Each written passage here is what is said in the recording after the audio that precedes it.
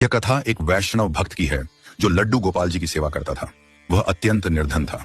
उसकी स्थिति ऐसी थी कि एक समय का भोजन बड़ी मुश्किल से बनता था और उसी से दिन भर का गुजारा होता था। एक दिन उसका मित्र जो धनवान था उससे मिलने आया। उसने हालचाल पूछते हुए कहा, तुम्हारे दिन सुधरे कि नहीं? भक्त ने उत्तर दिया, भाई जैसे तैसे गुजारा हो रहा है। एक समय का भोजन बनता है, वही पूरा दिन चलता है। मित्र ने पूछा, तुम्हारी पूजा किसकी होती है? भक्त ने कहा, मैं लड्डू गोपाल जी की सेवा करता हूँ। मित्र हंसते हुए बोला, इनकी पूजा करते हो?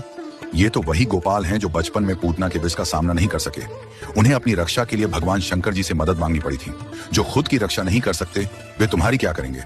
शंकर जी की पूजा करो, वे बड़े देवता हैं। भक्त को यह बात समझ नहीं आई, लेकिन मित्र की बातों के प्रभाव में आकर उसने शंकर जी की पूजा शुरू कर दी।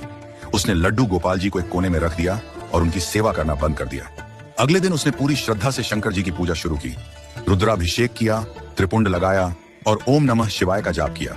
पूजा के दौरान उसने धूप जलाई, लेकिन जिस कोने में लड्डू गोपाल बैठे थे उसी कोने में उस धूप का धुआं बहकर जा रहा था। भक्त ने सोचा, ये कैसे हो रहा है? भक्त ने हाथ में एक कपड़ा लिया और उस कपड़े को हवा में हिलाकर धूप के धुआं को उधर जाने से रोका, लेकिन फिर भी उस धुएं ने अपना रास्ता नहीं बदला और वह गोपाल जी के पास उड़कर ही जाता रहा। जब भक्त ने यह सब देखा तो उसे गुस्सा आ गया। उसने गोपाल जी को देखकर कहा, इतने वर्षों से सेवा कर रहा था तब तो मेरी नहीं सुनी, आज दूसरे किसी को ले आया तो चिढ़ के मारे धूप बत्ती भी उसी की सूंघ रहे हो। और ठाकुर जी से बोला, तुम्हें अब यहाँ बैठने नहीं दूंगा, तुम्हें अलमारी में बंद कर दूंगा।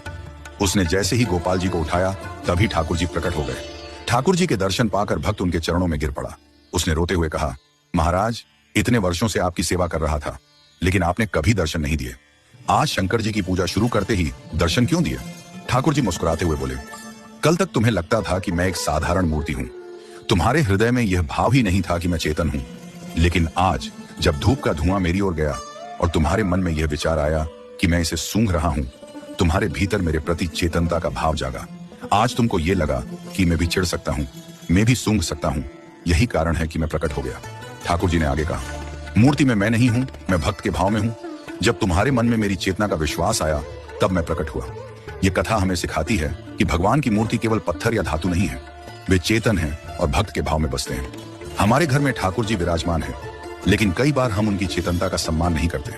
हमें हमेशा इस भाव में रहना चाहिए कि भगवान सजीव हैं और हमारी हर भावना को समझते हैं।